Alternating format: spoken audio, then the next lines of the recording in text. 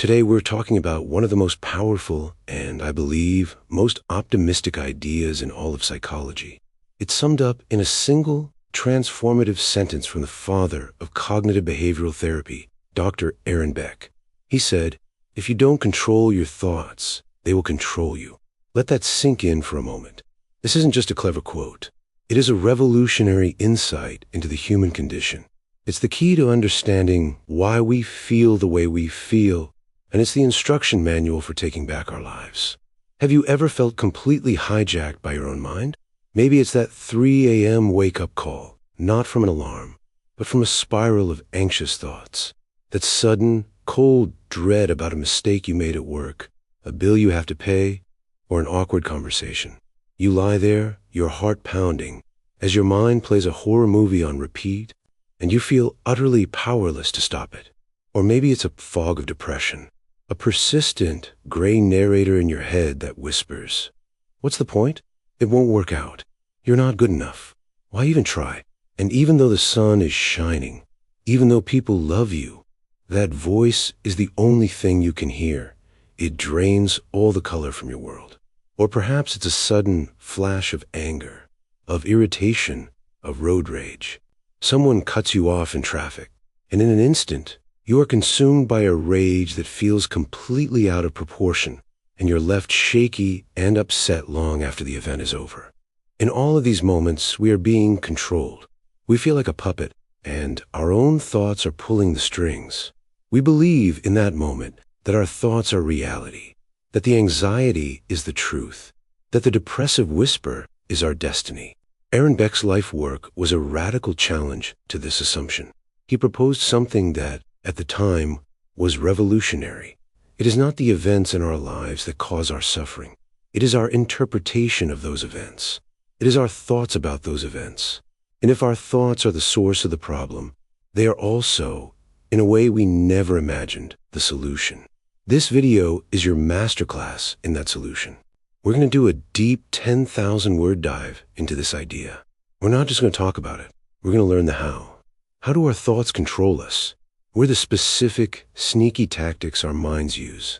And most importantly, we're the practical step-by-step methods to control them back, to become the pilot of our own mind, not the passenger. This is the most practical skill you will ever learn. This is not about thinking positive or just being happy. This is about becoming a mental architect. It's about learning to see the code running in the background of your own mind and finally gaining the power to rewrite it. So, get comfortable. This might be the most important 40 minutes you ever spend on your own mind. Part 1. The invisible engine, the cognitive model. To understand how to control your thoughts, you first have to see them. You have to see the machine at work. Beck's entire theory, which became the foundation of cognitive behavioral therapy, CBT, rests on a beautifully simple idea called the cognitive model. It looks like this: situation dash, thought dash, feeling dash, behavior. That's it. That is the engine of your entire emotional life. Let's break this down. Most of us think our lives work like this. Situation dash, feeling. My boss yelled at me, situation, so I feel terrible, feeling. I got a promotion, situation, so I feel great, feeling. My partner didn't text me back, situation, so I feel anxious, feeling. It seems simple. The external event causes the internal feeling. But Beck showed this is not true. There is a hidden, invisible, millisecond fast step in between the situation and the feeling. That step is the thought. The thought is the interpretation, the meaning, the judgment you assign to the situation. And that is what creates the feeling. Let's take that last example and run it through the model. Situation. Your partner, who you normally hear from all morning, hasn't texted you back for 3 hours. That is a neutral, objective fact. No text for 3 hours. Now, let's watch the cognitive model in action. Path A. Situation. No text. Thought. She is ignoring me. They must be mad at me. What did I do? Oh my God, they're probably losing interest. They're going to leave me. This is a disaster. Feeling. Anxiety, panic, sadness, fear, rejection. Behavior. You text them 10 more times. Are you okay? Are you mad at me? You check your phone every 30 seconds. You can't focus on work. You feel sick to your stomach. You start a fight when they finally do text back. Now, let's take the exact same situation and just change one component. Path B. Situation. No text. Thought. He must be swamped in that big meeting this morning. I hope it's going well for them. I'm glad they're focused. Feeling. Calm. Understanding. Maybe a little curious, but peaceful. Behavior. You put your phone on silent and get to work. You feel productive. You greet them warmly when they finally text you back. Hey, crazy meeting. How's your day? Look at that. The situation was identical. The feeling and behavior were on different planets. What changed? The thought. The thought was the pivot point. The thought was the leverage. The thought was the control panel. This is the first and most profound realization in Beck's work. You are not reacting to the world. You are reacting to your thoughts about the world. This is what it means to be controlled by your thoughts. When this process is unconscious, when you're living in path all the time, and you don't even know that the thought is happening, you're not in control. You are a leaf in the wind of your own interpretations. Your thoughts, running on autopilot, are the invisible tyrants of your emotional life. And these aren't just any thoughts. Beck gave them a specific name: automatic negative thoughts, or, as a popular acronym calls them, ANTs, and our minds are crawling with them. Part 2, the biased narrator. Automatic negative thoughts, ANTs. Automatic negative thoughts, or ANTs, are the specific hot thoughts that lead to distress. They're the thoughts at the center of path A, and they have 3 key features. 1, they're automatic. You don't decide to think them. They just appear. They're lightning fast. They pop into your head like a notification you can't turn off. This is why they feel so true. They don't feel like an opinion. They feel like a report. 2, they're negative. They're inherently critical, pessimistic, fearful, and self-defeating. They're the voice of your inner critic, your inner warrior, your inner judge. 3, they are believable because they are so fast and feel so natural. We don't question them. We treat them as gospel. We fuse with them. We don't just have the thought, I'm a failure. We become a failure in that moment. Now, a crucial point for self-compassion. It is not your fault that you have these thoughts. Our brains are not designed for 21st century happiness. They are designed for 200,000-year-old survival. We have a built-in negativity bias. Our ancestors who heard a rustle in the grass and thought, oh, it's probably just the wind, got eaten. The ones who thought, it's a lion, run, survived and passed on their anxious genes. Your brain is a don't-get-eaten machine, not a be-happy machine. It is designed to scan the horizon for threats, to remember failures to avoid repeating them, and to be critical so you fit in with the tribe and don't get cast out. So, when your brain serves you an anti, it's not because you're broken. It's because your brain is working just on a very, very outdated operating system. These antis are the soldiers. They're the frontline troops that control you day to day. You're about to start a new project. This is going to be way too hard. You're going to fail. Everyone will see you don't know what you're doing. You look in a mirror. You look tired and old. You've really let yourself go. You get an email from your boss. Oh, what are you wrong now? I'm definitely in trouble. You see people laughing across the room.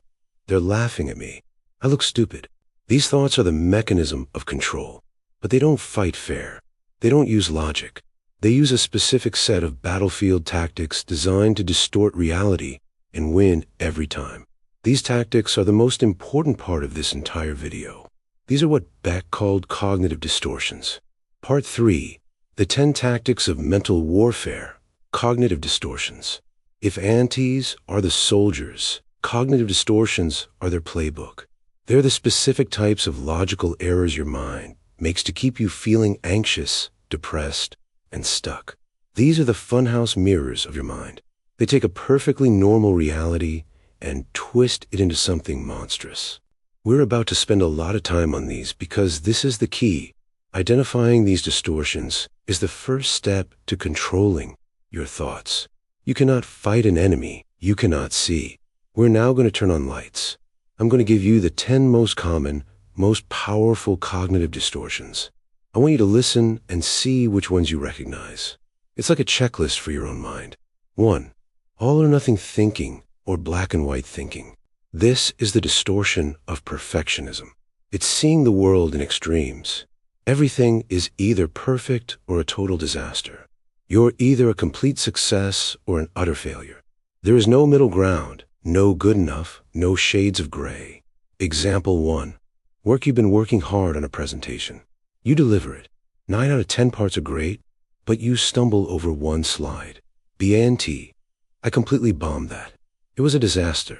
I'm a terrible public speaker. The reality, it was 90% a great presentation and 10% a minor flub. The distortion, the all or nothing mind throws the 90% of success in the garbage because of the 10% failure. It can't hold both. It defaults to total failure. Example 2. Life. You decide to start a new diet and exercise plan. You stick to it perfectly for 4 days.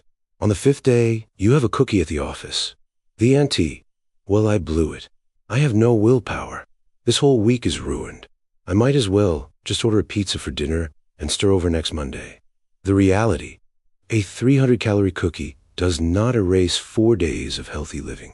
The distortion. The perfect streak was broken, so the entire effort is now a failure. This thinking is the #1 killer of new habits. How does this control you?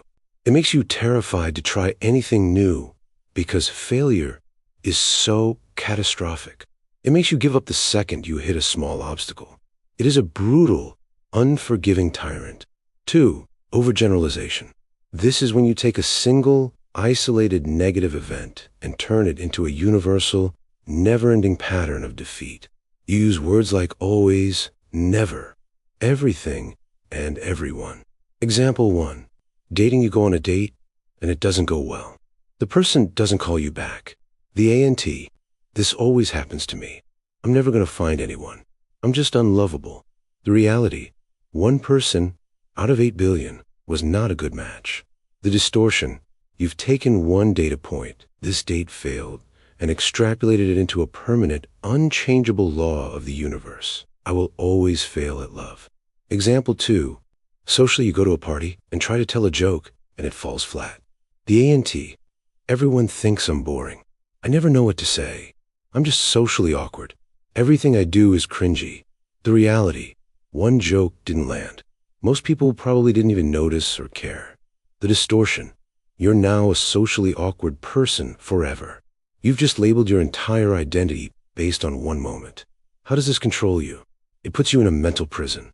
If you believe you always fail, why would you ever try again? It creates a self-fulfilling prophecy. You stop trying, which guarantees you won't succeed, which proves your original thought was right. 3. Mental filter. This is like a pair of negative glasses. You see all the negative details in a situation and filter out all the positive ones. You become a detective for everything that's going wrong, and you're blind to everything that's going right. Example 1. Work. You get your annual performance review. Your boss spends 10 minutes praising your creativity, your teamwork, and your reliability.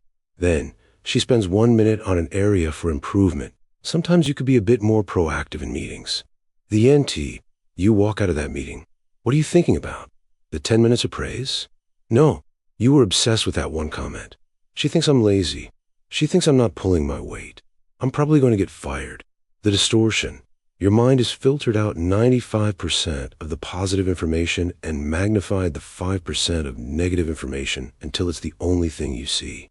Example 2. Daily life. You have a pretty good day. You woke up on time. You had a great coffee. A friend sent you a funny text. You solved the problem at work. But then, on the way home, someone cuts you off in traffic. The ANT. When you get home and your partner asks, "How was your day?" you say, "Terrible." People are such idiots. The distortion. The 1 negative event has been filtered in, and the many positive or neutral events have been filtered out. How does this control you? It paints your entire world gray. It convinces you that your life, your job, and you yourself are fundamentally bad, even when you are surrounded by evidence to the contrary. 4. Disqualifying the positive. This is the mental filter's more aggressive, cynical cousin. It's not just that you ignore the positive. It's that you actively reject it. You find a way to turn every good thing into a negative. Example 1. Work, you get that great presentation review, but instead of just filtering out the good, you disqualify it. The ante, they were just being nice. They have to say that. They don't really mean it. They're just trying to soften the blow for the real feedback. Example 2. Life, someone gives you a compliment. You look amazing today. The ante, they just want something from me.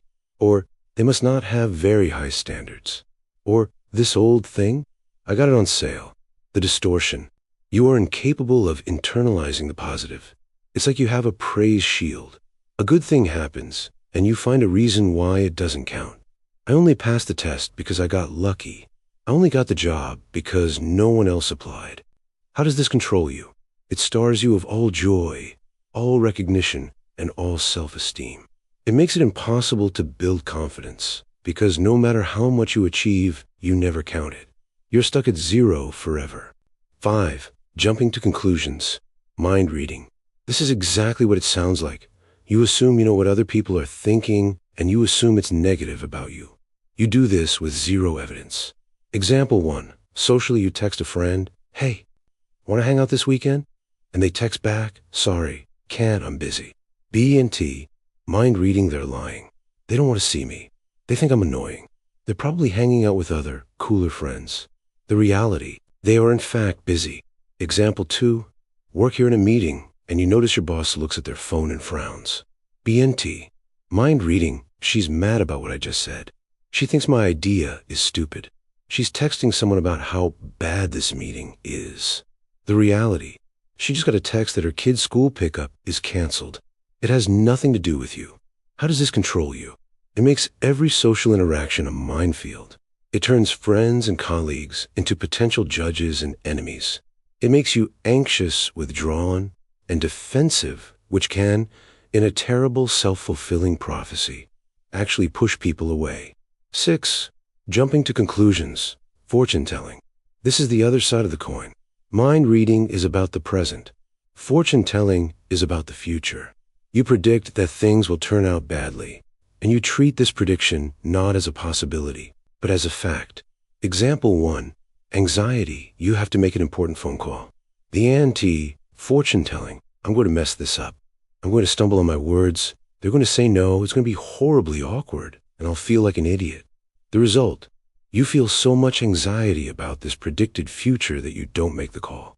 This is the heart of procrastination. Example 2, depression, you're thinking about applying for a new job. The ante, fortune-telling, what's the point? I won't get it.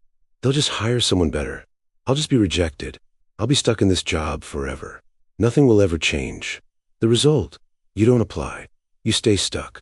Your fortune comes true, not because it was destiny, but because you never even tried to change it. How does this control you? It's crippling. It's the voice of why bother. It guarantees failure by preventing you from ever taking a risk. It builds a cage out of a future that hasn't even happened. 7. Magnification, catastrophizing, and minimization. This is the binocular trick. You take your own mistakes or your fears and put them under a magnifying glass, blowing them up into life and death catastrophes. And you take your own strengths or the positives in a situation and look at them through the other end of the binoculars, making them look tiny and insignificant. Example 1. Magnification, you make a typo in an email to a client. The ante, this is a catastrophe. They're going to think we're unprofessional. We're going to lose the account. I'm going to get fired. My life is over. The reality, they probably won't even notice. If they do, they won't care. Example 2. Minimization, you finish a huge, difficult project at work. The ante, yeah, but it's not a big deal. Anyone could have done it. It's just my job. The reality, it was a big deal, and you did it well. How does this control you? It turns life into a constant, high-stakes terror. Every small mistake is a disaster. Every success is meaningless. It's a recipe for permanent, high-functioning anxiety. 8. Should statements and musts. This is the distortion of guilt, shame, and resentment. It's when you have a rigid, ironclad set of rules about how you and other people should behave. When these rules are broken, you feel intense emotions. When you apply them to yourself, I should be at the gym. I must not be lazy. I should have a better job by now. I should be happier. The result, guilt, shame, self-loathing. You're constantly beating yourself up for not being a perfect robot. When you apply them to others, he should have texted me back. She should know better. People should drive properly. The world should be fair. The result, anger, resentment, frustration. You're constantly disappointed by a reality that refuses to obey your personal rulebook. How does this control you? It makes you your own drill sergeant and a bitter judge of everyone else. It removes all compassion and flexibility. It's a should that creates a lot of sh*t. 9. Labeling. This is an extreme, toxic form of overgeneralization. Instead of saying, I made a mistake, you apply a global, negative label to yourself. The anti. I am a mistake. You don't do something stupid. You are stupid. You don't fail at a task. You are a failure. You don't feel lazy. You are lazy. You don't say something awkward. You're a loser. How does this control you? It's the most damaging distortion of all. It defines your identity. And if you are a failure, why try? If you are unlovable, why seek connection? The label becomes a box you live inside. 10. Personalization. This is the distortion of self-centeredness in an anxious way. It's the belief that everything that happens around you is somehow related to, or your fault. Example 1. Work your boss is in a bad mood all day, slamming doors. The anti. It's because of me. It's definitely that report I turned in. I knew it wasn't good enough. He's mad at me. The reality. His car broke down. Example 2. Life here at the dinner party, and someone seems quiet. The anti. I must have said something to offend them. They're not having a good time because of me. I'm making this awkward. The reality, they have a headache. How does this control you? It makes you the center of a negative universe. You are responsible for everyone's happiness, and you're the cause of everyone's bad moods. It is an exhausting, impossible burden to carry. So pause. Take a breath. How many of those did you recognize? 5? 7? All 10? Welcome to the human race. We all do this. This is the control Beck was talking about. Your thoughts are not controlling you with some mysterious force. They are controlling you by using these specific, flawed, logical tricks. Any good news? A trick, once you see it, loses its power. A magic trick, once you know the secret, is just a piece of string and a puff of smoke. You have just learned the secrets, but it's not enough to know the distortions. Antis are just the frontline soldiers. Distortions are their tactics. But who is the general giving the orders? We have to go one level deeper. We have to talk about the source. We have to talk about your core beliefs. Part 4. The general in the bunker core beliefs. If the antis are the leaves and the distortions are the branches, the core beliefs are the roots. A core belief is a deep, fundamental, global belief you have about yourself, other people, and the world. These beliefs are formed in childhood and are solidified by repeated experiences. They are the absolute truths you've learned. They sound like this. I am unlovable. I am incompetent. I'm not good enough. I'm helpless. I'm worthless. The world is dangerous. Other people cannot be trusted. These beliefs operate in the deep, dark bunker of your mind. You're not even aware of them, but they're the general. They're the operating system that generates all the distortions and all the ANTs. Let's see how this works. Imagine you have a core belief. I am incompetent. You learned this as a kid because maybe a parent was hypercritical or you struggled in school. You don't think I am incompetent all day, but it's the root of your system. Now, let's watch in action. Situation. Your boss gives you a new, challenging project. Core belief, I am incompetent, is activated. It whispers from the bunker. This is your chance to be exposed as incompetent. It deploys its tactics, distortions. It uses fortune telling. You're going to fail this project. It uses all or nothing thinking. If you don't do this perfectly, it will prove you're a fraud. It uses magnification. This project is a catastrophe waiting to happen. These tactics create the antis. I can't do this. I'm going to get fired. Everyone is going to find out. This is a disaster. This leads to the feeling, overwhelming anxiety, dread, panic. This leads to the behavior. You procrastinate. You are 20-hour days fueled by panic. You're irritable. You can't sleep. Do you see? The I'm going to fail isn't a real problem. It's just a symptom. It's the evidence the mind is gathering to confirm the core belief, I am incompetent. This is why if you don't control your thoughts, they will control you, is so profound. Your entire life can be a performance dictated by these deep, unexamined beliefs. You will be controlled into never taking a risk, never asking for a raise, never going on a date, all in service of protecting you from confirming a core belief that was probably never even true in the first place.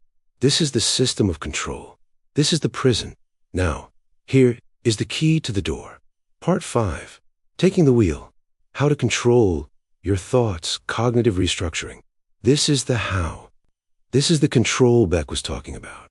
And I need to be very, very clear about what control means. Control does not mean thoughts stopping. You cannot just stop thinking negative thoughts. If I tell you, don't think of a pink elephant, what's in your head? A pink elephant. Trying to suppress a thought is like trying to hold a beach ball underwater. The second you relax, it explodes to the surface with even more force. Control does not mean toxic positivity. It does not mean seeing a rain cloud and screaming, "You are sunshine." It is not about lying to yourself. That doesn't work. Your brain is too smart for that. The control Beck is talking about is the control a scientist has in a lab. It is the control a skilled debater has in an argument. It means awareness, observation, evaluation, and response. It is a 3-step process. You can call it catch it, check it, change it. This is the single most powerful mental exercise you will ever learn. Step 1. Catch it awareness. You can't change a thought you don't know you're having. The first step is to become a thought catcher. You have to learn to hear the biased narrator. The easiest way to do this is to use your feelings as a fire alarm. Your new rule is this. Anytime you feel a strong, negative emotion, a spike of anxiety, a dip in mood, a flash of anger, you stop and ask one question. What exactly just went through my mind? You'll be shocked at what you find. You'll catch them. I'm going to be late, and everyone will be mad at me. She thinks I'm boring. This is hopeless. Write it down. The simple act of writing a thought down takes it from a terrifying reality inside your head and turns it into a few words on a piece of paper. It externalizes it. It gives you power over it. This is the thought record from CBT. Situation: my friend canceled our coffee date. Feeling: sad, rejected, August 10th. Thought: the auntie, she doesn't want to see me. I'm too much for her. She's probably just making an excuse. You've caught it. Now for step 2. Step 2. Check it, evaluation. This is the control part. You now take that thought and you put on trial. You become a detective, a lawyer, and a judge, all in one. You check the thought for the truth. You ask its critical questions. 1. What is the evidence for this thought? My mind says, well, she did cancel. 2. What is the evidence against this thought? My mind says, well, she's the one who asked me in the first place. She sounded really apologetic. She's been super stressed at work. She immediately asked to reschedule for tomorrow. She has never, ever flaked on me before. 3. What cognitive distortions am I using? My mind says, oh, I'm mind reading, assuming I know she's lying. I'm personalizing, assuming her canceling is about me. And I'm jumping to conclusions. 4. What's the worst that could happen? And could I survive it? My mind says, the worst? She secretly hates me. Okay, that seems unlikely. But even if she did, would I survive? Yes. I have other friends. I'd be sad, but I'd survive. 5. What's the most likely or most realistic explanation? My mind says, the most likely? That she's just busy, just like she said. 6. What'd I tell a friend if they had this exact thought? This is the killer question. My mind says, oh, I would never let my friend talk about themselves this way. I'd tell them, of course she likes you. She's just stressed. Don't be so hard on yourself. And just like that, the thought's power evaporates. You have checked it. You've held it up to the light and seen all the holes in it. It was a monster in the dark, but with the lights on, it's just a code on a chair. Step 3. Change it, restructuring. Now, you replace the faulty thought, not with a happy thought, but with a balanced thought. A thought that is realistic, compassionate, and true. Original A&T. She doesn't want to see me. I'm too much for her. She's probably just making an excuse. Happy, bad thought. She loves me, and I'm the most fun person in the world. This feels fake. Balanced, good thought. I feel a little sad that my friend canceled, but I have no real evidence to believe it's about me. The evidence I do have suggests she's just genuinely busy, and the fact she rescheduled immediately shows she does value our friendship. It's normal to feel a little disappointed, but I'm not going to let this ruin my day. Let's do a harder one. Situation. You made a big mistake at work. A real one. Auntie, I'm such an idiot. I'm a total failure. I'm going to get fired. Check it. Distortions, labeling. I am an idiot. All or nothing thinking, total failure. Fortune telling. I'm going to get fired. Change it. Balanced thought. I made a serious mistake, and I feel really bad about it. That is a fact. But this mistake does not define me. I'm not an idiot. I'm a capable person who made a mistake. I will not be fired for this, but I do need to take responsibility. I'm going to create a plan to fix it, apologize to the people I need to, and learn from this so it doesn't happen again. This feels awful, but it is a problem to be solved, not a life sentence. This is controlling your thoughts. It is a practice. It is a skill. It is a muscle. The first time you do it, it will feel slow and clumsy. The antes will still be 100 miles per hour, and your checking will be 5 miles per hour. That's okay. The first time you go to the gym, you can't lift 300 pounds. You lift 10, but you do it, and you come back, and you do it again. You practice this. You do it on paper. Then you learn to do it in your head. You get faster. The antes don't stop. The negativity bias is still there. But your relationship with them changes. You stop fusing with them, and you start seeing them. You stop obeying them, and you start questioning them.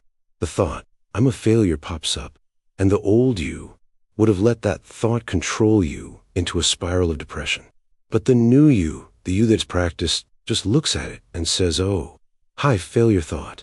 That's just my all or nothing distortion. I see you, but I'm not buying what you're selling today. I am Busi. That is freedom.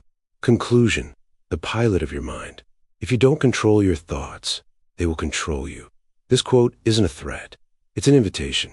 It's an invitation to see that the prison you've been living in, the doors were never locked. You've had the key the whole time. The control you've been looking for, the control over your feelings, your moods, your life, is not in the world. It's not in your job, your bank account, or your relationships.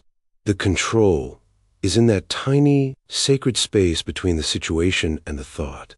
You have been controlled because you've been living on autopilot. You've been letting an anxious, critical, outdated survival machine fly the plane. And it has flown you into a lot of storms. But you're the pilot. You're always the pilot. You just didn't know it. This work, the work of catch, check, change, is the work of a lifetime. It is the work of stepping up, taking the wheel, and deciding, perhaps for the first time, where you actually want this plane to go. The thoughts won't go away. The storms will still come, but you will know how to navigate them. You will know that a thought is just a thought. A feeling is just a feeling. You will know that the turbulence of anxiety is just a sensation. It doesn't mean the plane is crashing. You will learn to see your thoughts as events, not facts, as suggestions, not commands. This is the most encouraging news in the world. You're not broken. You're not at the mercy of your moods. You're a powerful, thinking human being who has the capacity to change your own mind. And as Beck proved, when you change your mind, you change your feelings. And when you change your feelings, you change your behaviors.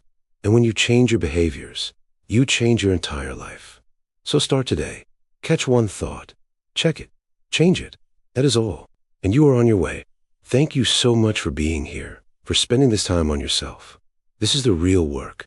If this video helped you, if it gave you a new tool or a new way of thinking, please hit that like button and subscribe if you haven't already. It means the world. And now I want to hear from you. Go down to the comments and let me know. Which of the 10 cognitive distortions do you recognize the most in your own life? Let's talk about it. You're not alone in this. Be kind to your mind. You're learning, and you're doing great. I'll see you in the next one.